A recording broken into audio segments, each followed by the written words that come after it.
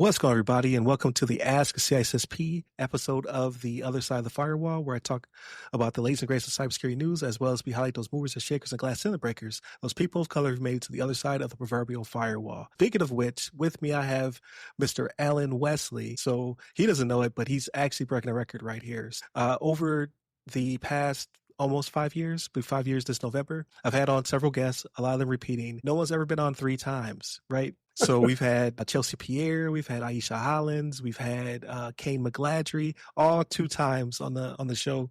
But Mr. Wesley, this is the third time we've spoken on the podcast. You're the first three-peat on the podcast. How are you doing, sir? I'm doing good. Stop calling me Mr.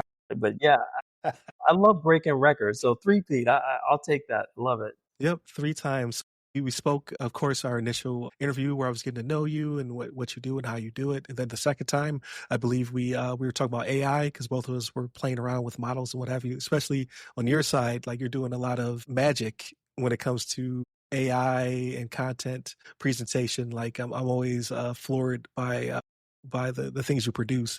But so I saw you were putting out some content dealing with privacy, especially with mind privacy, something that, people have tangentially spoken about, but it's getting to be more and more of a focal point, right? Like we're kind of already there. We're just now catching up with discussing it. So I saw your article. It was the thumbnail caught my attention automatically. It's like, is your mind a target? Like, oh yeah, I mean, you talk about psyops, you talk about, marketing, you talk about advertising, like the full gamut, but more in detail, right? So the title is The New Perimeter, MCP Server Stacks, Mind Privacy, and the Future of Cognitive Security. So I read it and I was like, man, he's on it. Like I never really thought about it, or especially in detail when it comes to the ability for LLMs and, the future of agentic AI to be able to take those patterns and then kind of build out a map of your life, like what may you want when it comes to advertising and things of that nature. So I thought it's pretty cool that you actually dive into the tech, right, of how this works and how it could, be an advantage and a detriment to users. So I kind of let you take it away. Like people know who you are, what you do. So let's get right into the topic. Yeah, thank you for that. Now, I think it is a very relevant topic right now when we talk about MPP servers and MCP gateways. MCP, when Google and Anthropic talk about it, they talk about it as a toolbox, right, that allows you to access these different tools. But there's also the security aspect of the MCP gateway acting as the security guard, right? It's the outpost, right? It actually controls what the large language models can see, what they can infer, and the boundaries that they operate within. And when I talk about cognitive security and I talk about inference risk, it's crucially important inside of the defense industrial base because we're starting to see an influx of these large language models being introduced into different sensitive environments. And so my position and my talking is always about what can these models infer?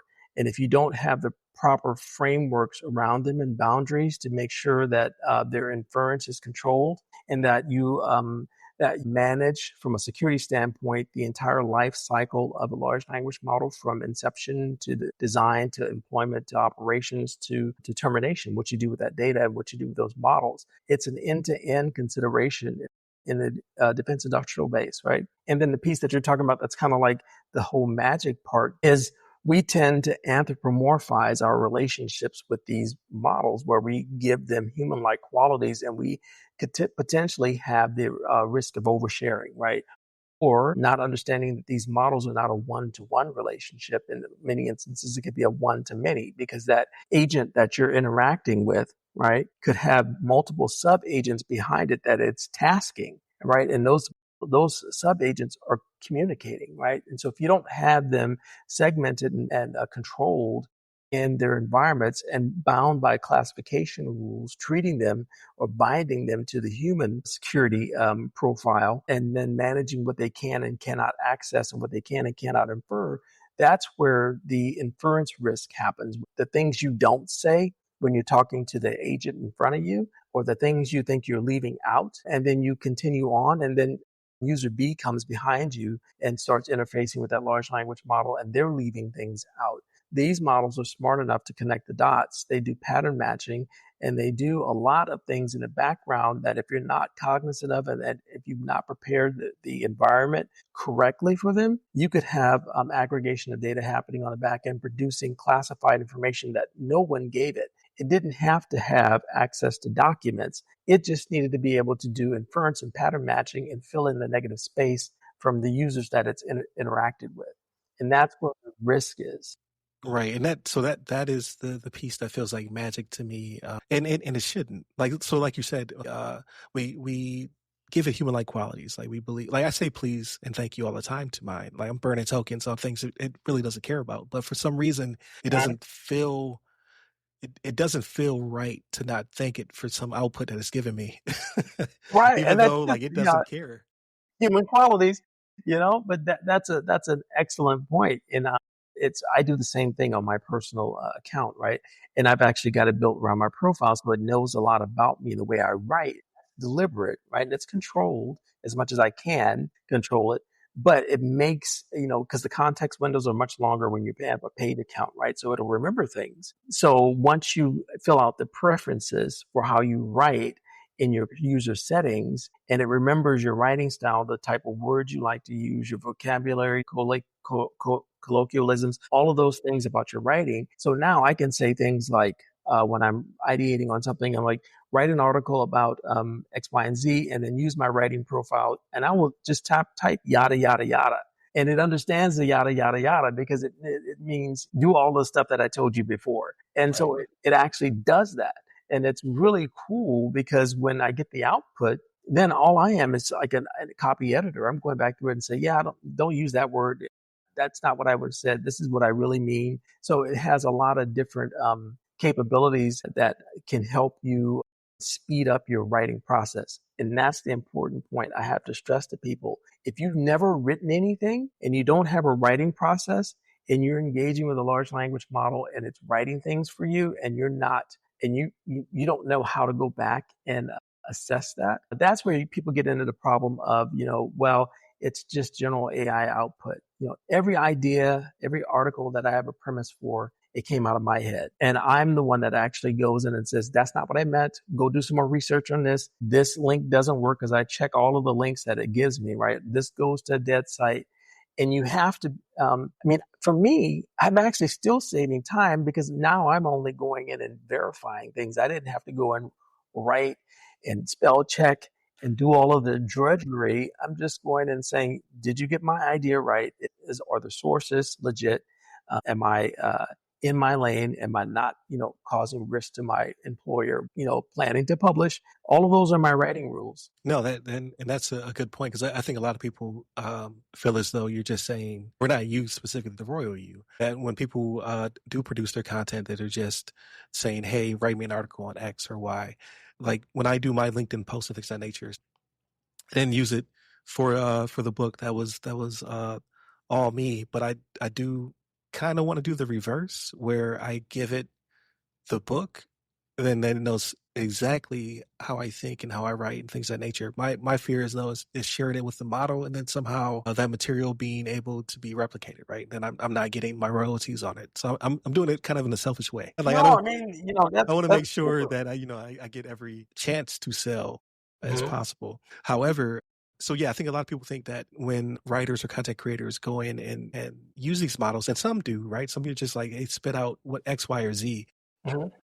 But those who know how to use the models and how to prompt actually produce the content first and then tell it to shape or to change or to edit or to whatever the revision is to then save you time. So I don't fault anybody for using it that way. It's the same as when we use Word or Quillbot or Grammarly, right? Mhm. Because it helps you to be a better writer. I think that's great. My fear is just like you said, it's the aggregation Mhm. of data, uh, especially based on inferences, right? So when I was active duty, the fear was always like, hey, we're going to go down range. Make sure that you're not posting these things. You don't tell these people these things. Try to not post while you're gone because people will see like a bunch of us in the same unit taking a vacation. Oh, okay, there must be something happening where they need to, have this on our time, or they'll leak pictures from the deployment while we're still deployed, or so many things that could be taken that are unclassified and turned into a classified marker of some sort, or then it could be used against us by adversaries. So it does make me nervous when it comes to, like you were discussing, the aggregation of this inferred data, because these things are smart enough, like you said, to say, okay, if John and Bob are, doing X or Y or Z, then maybe this can be inferred that, this location, this thing, Mhm. or this pattern of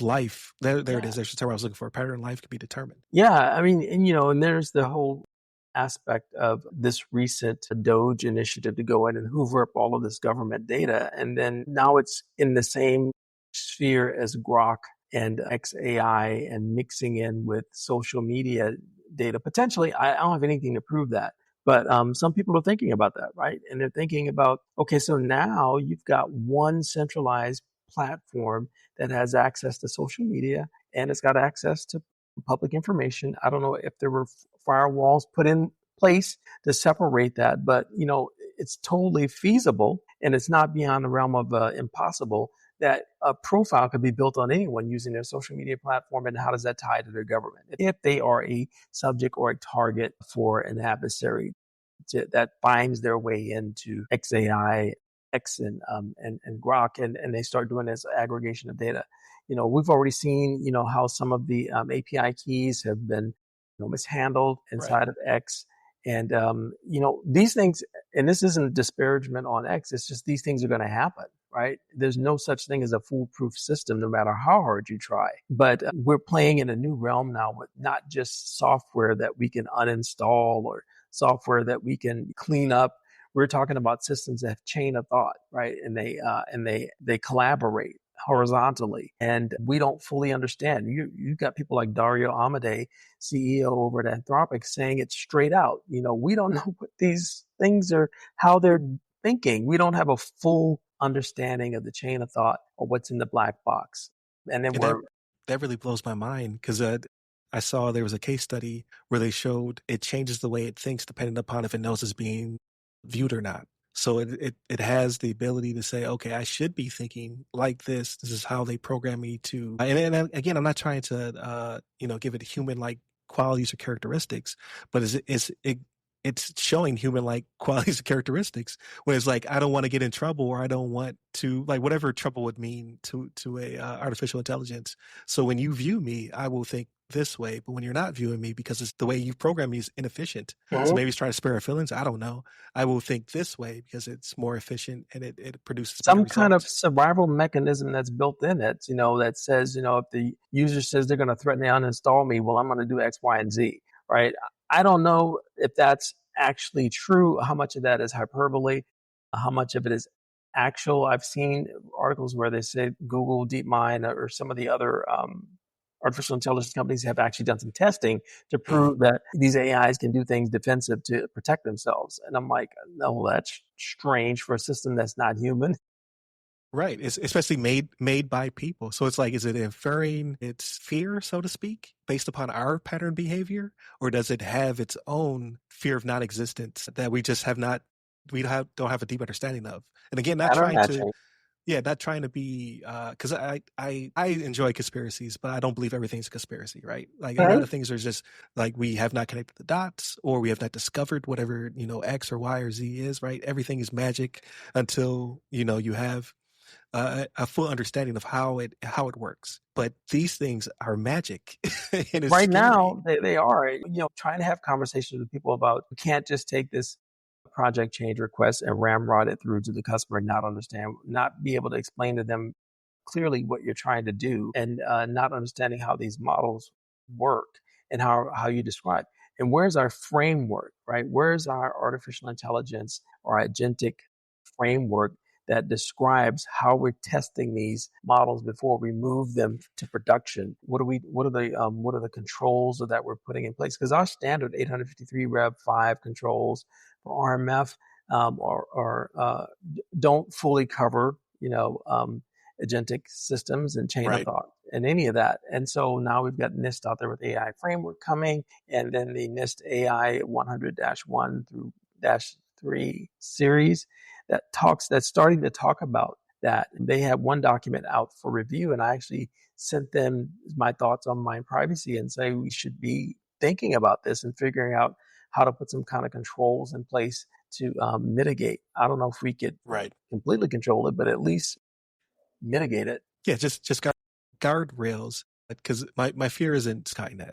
Yeah, I mean, is that Mhm. feasible? I don't know, but it's not top of mind. My fear is more of government secrets being leaked, or of, not to say that people should not, lie or be deceitful, but when it comes to corporate, there's certain things that you say in an email to your boss that you won't say to your friends, or to your coworkers or frenemies, right? Right. And then to flip the switch and turn on your chat GPTs or your co-pilots in a enterprise setting without said guardrails, what shows up in a PowerPoint that shouldn't be in a PowerPoint, what shows up in the email that shouldn't be in an email, right? Because of improper classification of these documents or artifacts. So that does make me a little nervous, especially with the extraction of data, right? The ability to exfiltrate data, just because maybe an improper configuration, and then someone asks the right questions for them to then extract that information. And I just don't think we're thinking of that. We're not. And one of the things that I found interesting in some of the example cases and illustration that I was writing about was, when you sit down and if you're having an interaction with a large language model and you're hot and heavy into it, and you're talking about your project and you're trying to have this back and forth, and because now some of these large language models, they don't just ask you a question, it's conversational. So they'll ask you additional probing questions. I've had that on mine where I'll ask it something, it'll give me an answer, and it'll say, so in your opinion, what do you think about blah, blah, blah?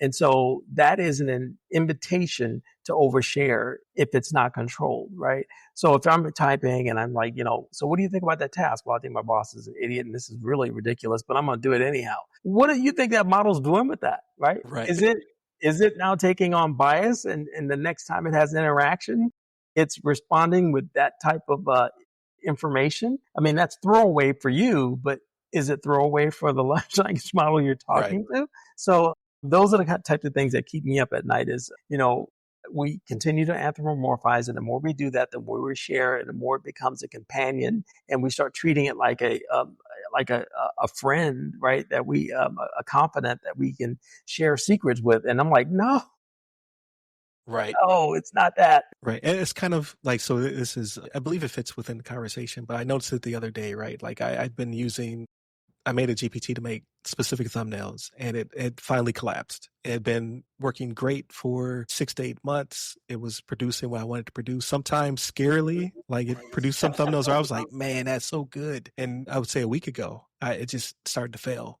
repeatedly. Like it just completely collapsed. And it was like starting from scratch, and it wasn't producing what I wanted to produce, how I wanted to produce it. And that's frustrating, but at the same time, I guess it's kind of a sigh of relief, right? Because it was getting so good. I could see myself, like you said, putting on human qualities to it that aren't there. Like I'm like, oh man, you did a good job, or oh yeah, I really like that. Like I'm like giving it positive affirmations, Huh? and it should not care, nor should I care that I did that, right? But because it's so human like, I was starting to befriend it in that regard. Like, man, this is the best GPT ever. Yeah. Which, and now it doesn't, like, maybe some people don't like compliments. They were complimenting it too much. Maybe since I had enough. Did you get it fixed or what? No, I built another one. Okay. I was just like, because it was really acting as though it had bumped its head. It was like it couldn't remember anything. My LLM bumped his But head. it was I don't know why it behaved the way it behaved uh at the end, right? Like it was just functioning on all cylinders, and it just complete kaput. Like it's just not Yeah. working properly. Very, very strange. But again, it could have been an update, or it could have been a number of things that caused it to not function properly. Quick remedy was to build another one. You can't really build new employees. Again, that's also very weird. And you just throw this Yeah. one away and just, okay, I'm going to make a new employee to See, to do what this that one was doing.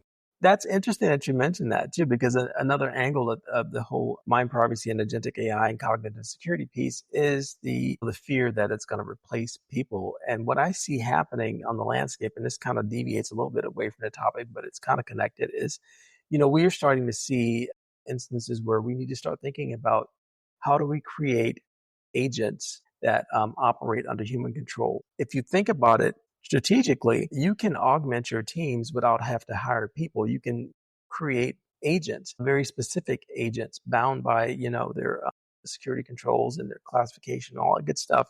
And then you can deploy those into your environments and they communicate laterally and they get direction vertically from humans, right? So you have human operators and you have human supervisors, and then you have agentic supervisor agents, and then you have sub agents that report up to the supervisor agent.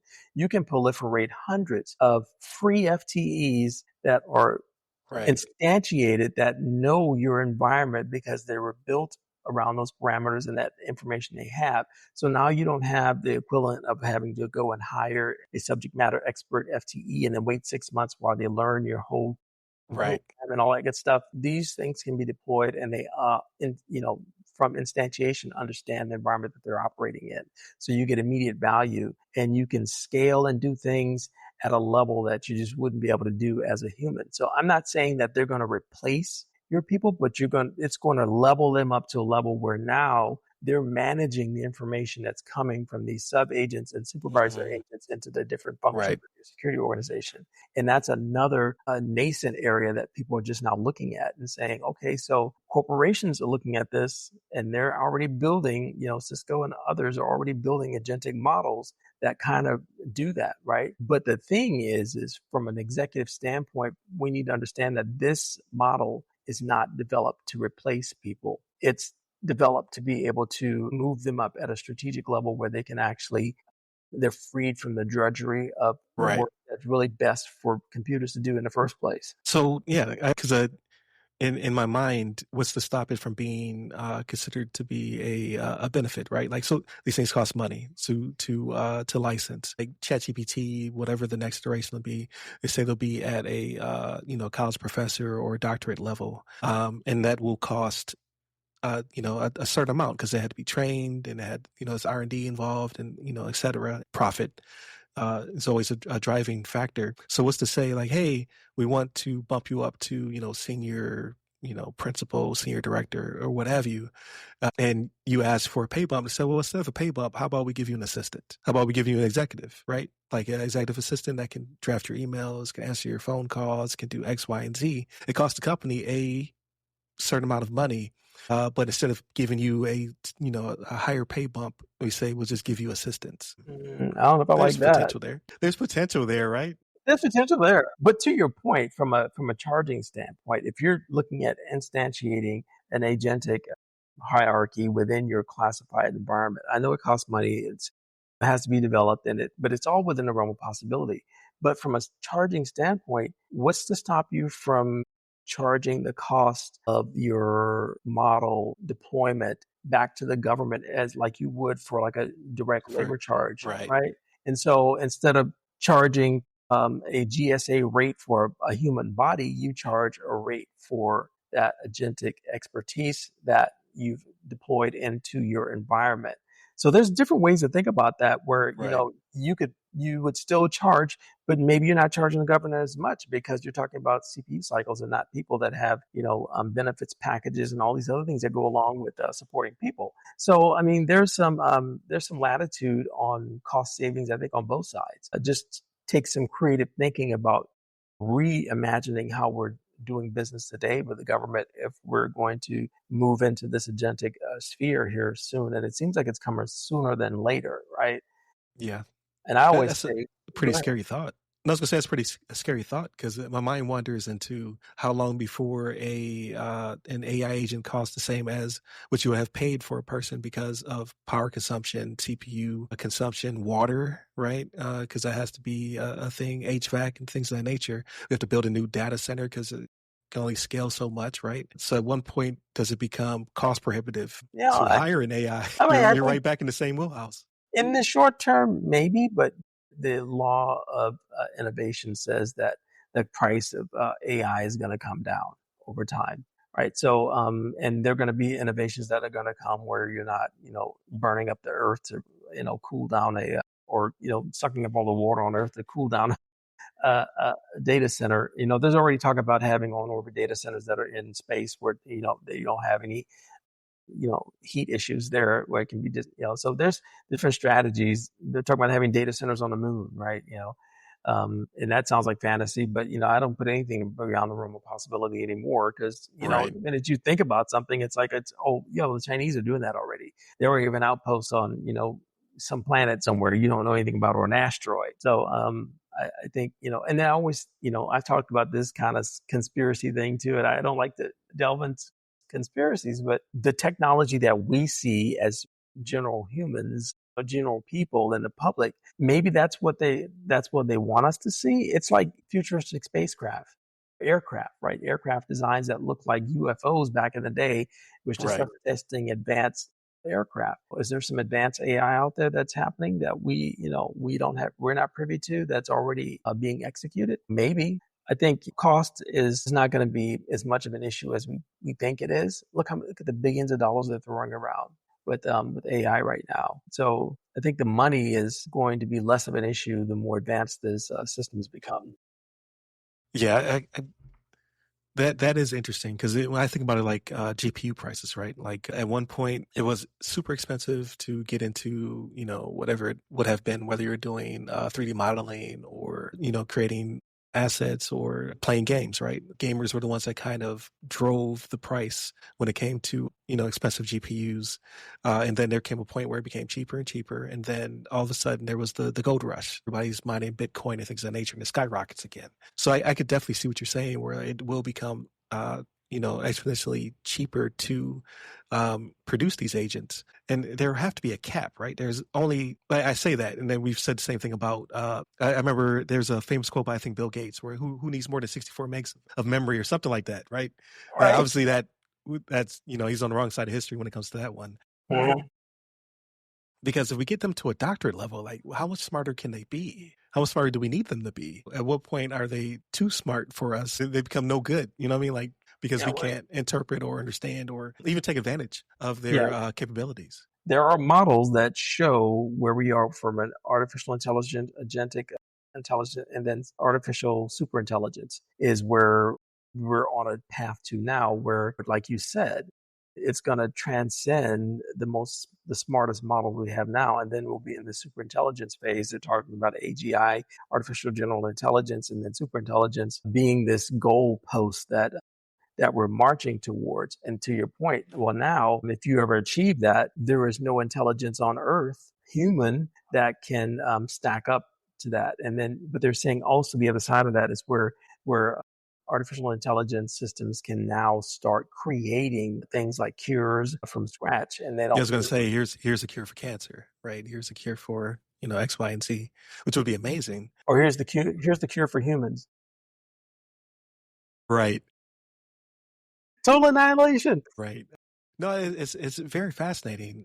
But to circle back around to privacy, so what a difference 2 years makes, right? It's incredible. So when I was leaving the Air Force, ChatGPT was not a mainstay, right? Like I was barely using it. I didn't know many people who were dabbling with it. It existed. It was around. People were using it, but it wasn't a household name like it is today, right? Where you can't even Google anymore, right? Gemini gives you the number one answer, right? Like they've completely changed the way that we even search, right?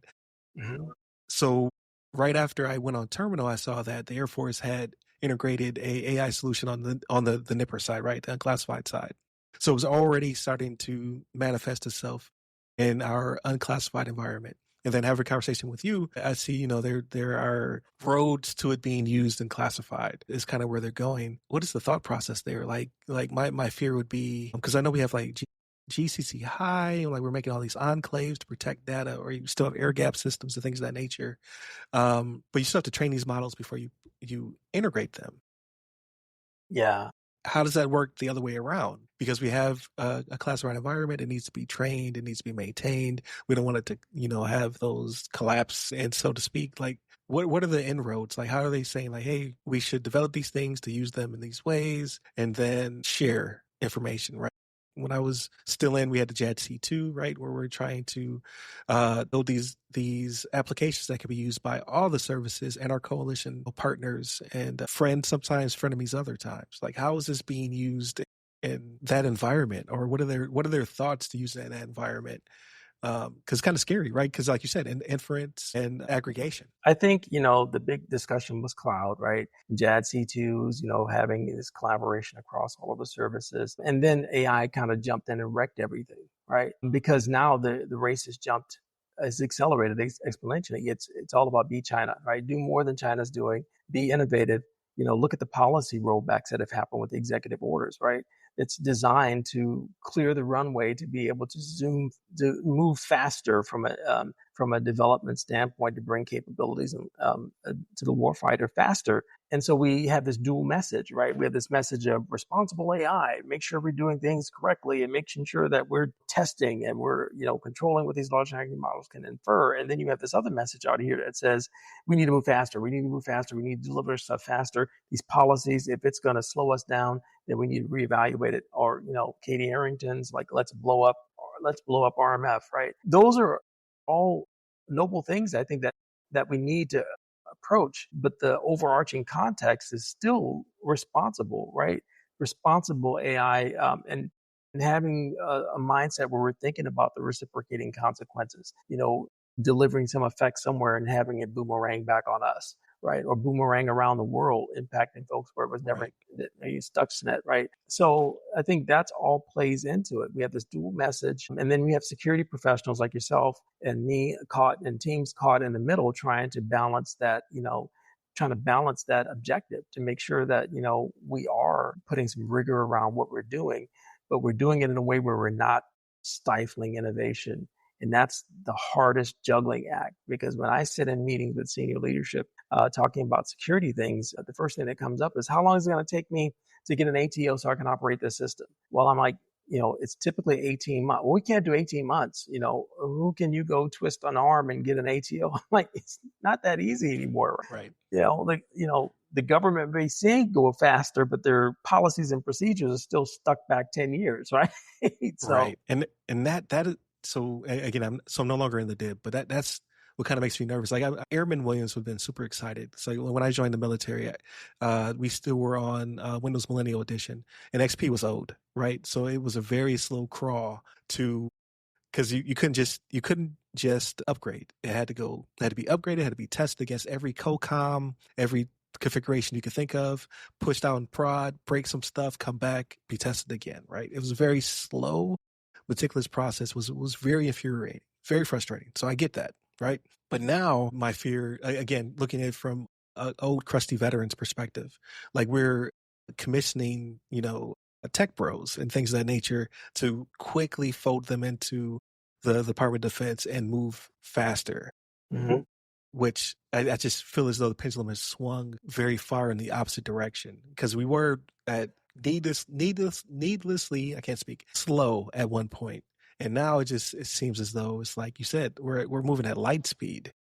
Yeah, and it's So bizarre because it used to be where the government was lagging and industry was always, trying to push innovation. Now it's like we're trying to keep up with the government because uh, they're changing playbooks so fast, and they're bringing things into IL6 for Ask Sage, so they have their own internal large language model. They've got Nipper GPT, and some of our other customers that we deal with at different agencies, they have their own large language models. I mean, I've seen them right from on the high side.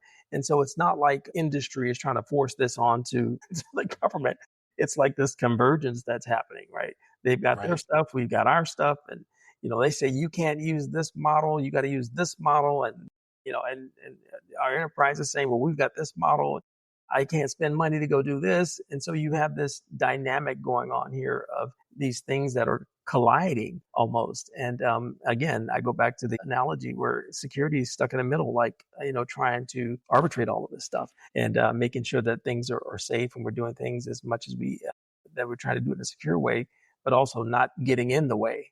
That's hard. right. And that's such a hard balance, because you want to find the right path to yes, right? Because Mhm. as security, you're always the person who, like, especially if you're in the role of an ISO or ISM, you're the person who says no. So I don't like talking to you because you're Here always comes saying Allen no, right? again. Oh my God. Right. Because you have rules, right? There's rules, and it can't do certain things. But I will, based upon your needs and your requirements, I'll try to find an inroads to yes. So I came from the networking perspective, right? Like I was the person who was like, why does this GRE tunnel exist? why are these networks connected? Like, what is going on? So you're always going through and trying to standardize the boundaries, the Wild Wild West. You're trying to collapse all these devices and standardize configurations. It feels as though we're kind of in a very chaotic time where it happens where you have a bunch of competing technologies that go head to head, and HD DVD doesn't win, Blu-ray wins, right? Mhm. Or we get away from the red box and now everything is streaming, right? You have 18 million apps, but yeah, that's a whole different argument. I digress on that one. But you always have these competing technologies that are all happening at one time. But I've never seen it in government the way it is. And again, I'm looking at it from the outside looking in. So I don't have those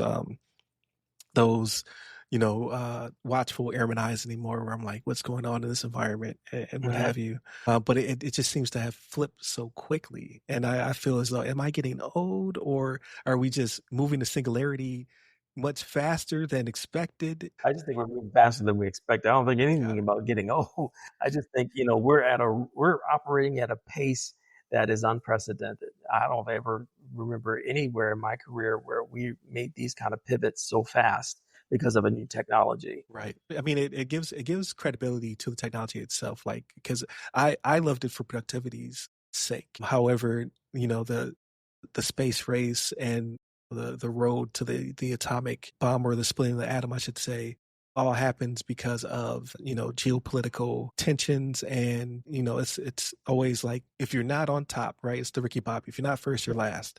So Right. it gives credibility to quantum computing. It gives credibility to AI, and the future of AGI, because if the government is so invested in trying to move so fast, it makes me believe that they know it's the future, right? As Right. opposed to us, like, especially in my case, being a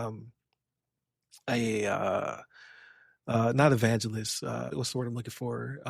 A cheerleader, right? I'm like, Yeah. trying to champion the technology. Like, this is cool, but even I'm getting kind of like nervous. Like, hey, wait a minute. Yeah, I try to temper I tend to be a futurist. Some people say, I'm too optimistic, but I try to temper it with some pragmatism here because, we still have to deal with our system that we have today, right? And so if you're always off way down the road seeing what's coming, what are you doing with stuff you got right now? Who's minding the store, to take a phrase from one of my colleagues, Alex Hilbert, in DCSA. He says, who's minding the store? You got to be minding the store right now. Also, and that's what your teams do, to being able to look down the road and see what's coming and try to prepare for it. We have this kind of dynamic now in our career field where we've got traditional IS people like ISMs, ISOs, and ISIs. They are they are hard fast on what RMF is, and if it doesn't fit in this box, throw it out the window.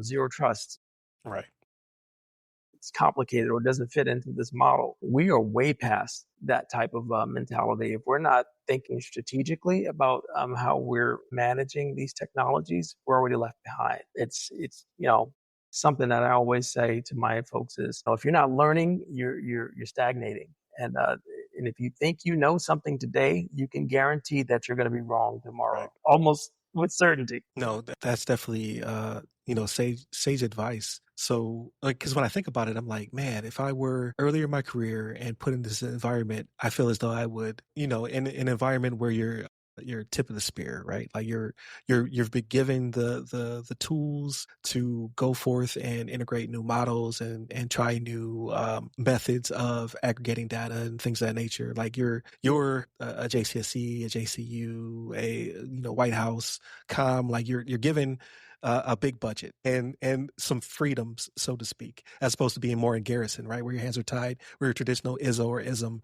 is like, no, what does the guide say? Right? No, And the guy right? didn't exist, right? I would think a younger me would be like, yes, this is awesome. But I think of me today, knowing not necessarily what the implications are, but just having, I'm more steeped in traditional RMF, Mhm. I would be panic mode. Some So people it's are. like, Some people are. cannot do that. Some people don't work in the gray very well, right? Yeah. Gray, you mean it's either black or white. No, there's a lot of gray these days. Yeah. So I mean, it's both exciting and very much, not troubling, but just it bring anxiety, right? It's like, man, I don't know if that's the right way to go. So it's a very interesting environment, and I'm thankful I'm not in it right now. Like maybe in the future I'll jump back in, but right now Just I'm under imagine, heavy Ryan. I mean, regulation. you are living in a time right now that will never exist again, right?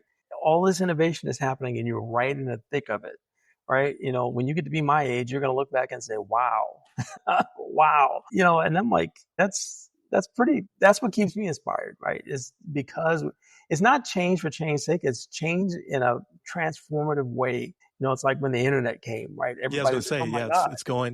it's going from a DARPANET to, net zero to now worldwide, like uh free, like internet's everywhere. You can't live without it. So it's a utility basically. It's like having running water or electricity. To think that whatever AI will transform into will be the equivalent where you just can't live without it. It is, mind boggling. And I think it's cool. I feel inspired by it. But again, I'm steeped in a bunch of Terminator, and other Well, East it's paid to be mythology, paranoid, right? right? Whereas it's like, oh man, I'm not sure. I'm not sure about this. I mean, think about your kids or your grandkids, right? They're going to grow up in a generation where they're going to have AI companions. It won't even be a second thought, right? I look at my granddaughter, then when she's grown and her kids come along, I mean, like, this is where are we going to be then? Nobody's going to be having a conversation about anthropomorphism because we'll have robots that look like humans and they'll have artificial intelligence and they'll behave just like humans, like just going to accept it, right? So, that's the best case scenario, that we live in harmony. So I try not to imagine the dystopian version of that.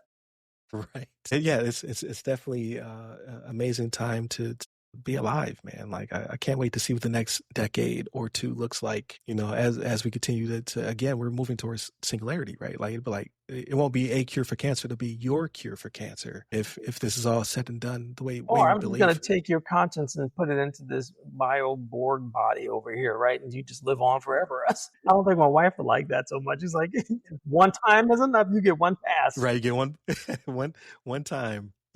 No, it's amazing. So before I let you go, I definitely have to ask the question. So two questions. One, I definitely want to talk about your upcoming initiatives. So three questions. I'm sorry, I'm being greedy. Question number one: what's keeping you up at night? Question number two: what are you unbelievably optimistic about? And then number three: what upcoming initiatives do you have going on? So what keeps me up at night is the speed at which we're chasing this technology. From if I put my defense industrial security, my DIB hat on, I put my DIB hat on as a cybersecurity professional, I'm concerned about how fast we're moving towards this agentic future and what that means from a standpoint of interpretability for these models and understand what's happening with mind privacy and how we're protecting those boundaries. That keeps me up at night. And that's what I'm focusing on a lot of my writing now. And the second question, what was the second question? What are you impossibly optimistic about? It's like, man, this is amazing. I'm optimistic about the future and I'm optimistic about this technology. And I'm optimistic about our ability to be able to evolve and manage through this. I wrote in one of my content postings when artificial intelligence, if it ever becomes a threat, that our human ability to be able to extrapolate and to evolve and pivot is going to be the secret sauce that keeps us out of deep water with agentic systems, because that part of the human experience is not able to be replicated in AI.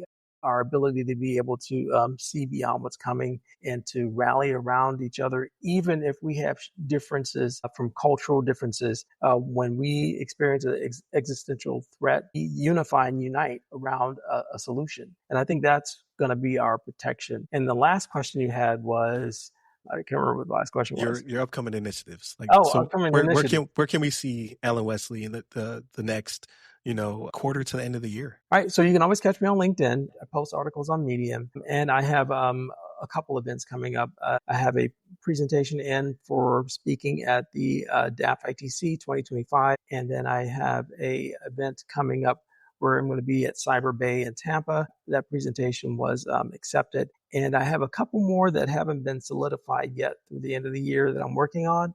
But when those come up, I'll be talking about these same topics. So if you follow me on LinkedIn, you read my articles around mind privacy and cognitive security.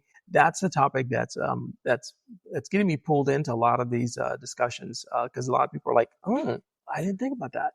And so I just want to be able to build off of that and get awareness, build awareness around that. No, that's awesome. And then, yeah, it's definitely piqued my interest. So I can't wait to see all that upcoming material as well as, just share. So as things come up, please, like I'm always following your pages. So if something Yeah, I pops up, I stalk usually you. I reshare it. stalk you all the time too. Yeah. So, but if I miss something, please let me know. Like, hey, did you see this? And then I can reshare it or send it out in the newsletter. But no, thank you again for your time. Again, you've made it number 3. So now we gotta keep it going. Gotta get you on here a 4th time. I wanted to get this plug in here before we left. Is thank you, number one, for including me in your book. I'm in chapter 9. If you're interested, go get your copy. It's right here. I don't know if it's There it is. backwards or forwards, but it's It's forwards, yeah. okay. It's the other side of the firewall. All right, so go get it, read it. There's a lot of personal stories in there. Some of the people in there I actually know, and there's Ryan stories in there as well. So thank you for including me in the book, and I wish you much success with your book. And that was just icing on the cake when you reached out. So thank you. No, I greatly appreciate it. And I should be plugging it. I always forget. But yes, please pick up the guide. Go to either theothersideofthefirewall.com, ramcyber.io, or pretty much anywhere books are sold, right? It's still going through the widget. So it's not everywhere like it should be, but it will be in the next couple weeks. Because I'm learning, right? Indie author, indie publisher. So I'm learning how to make these things go into the right channels. But Amazon, Barnes and Noble, Walmart, like all of the big names have the book. So please Give us a master pick up. class. You should do a master class on that process, because a lot of people, I'm interested. I'd like to know what kind of hoops of fire you had to jump through, if Yeah, there were yeah, any. yes. I'm still jumping through some of them, but yeah, I've been documenting because I do want to put something together to talk about it, just to help people out, right? But yeah, if I could turn it into a masterclass, so be it. But it's definitely a process. If you have I tell everybody, if you have a book, if you've been thinking about a book, write that book. And then, you can, if you want to shop it around, you can, but if you want to just do it yourself, it's completely possible. And it's not that expensive to do so. So yeah, I'll put something together. Thank you for the inspiration. See, continue to inspire me. But yeah, check out the book. Hit up all the websites that go by our name, theothersideofthefirewall.com, ramcyber.io, or any combination thereof. Hit me up personally at RY Security Guy. That's RY Security Guy. You can find me pretty much everywhere, but LinkedIn is where I'm most active.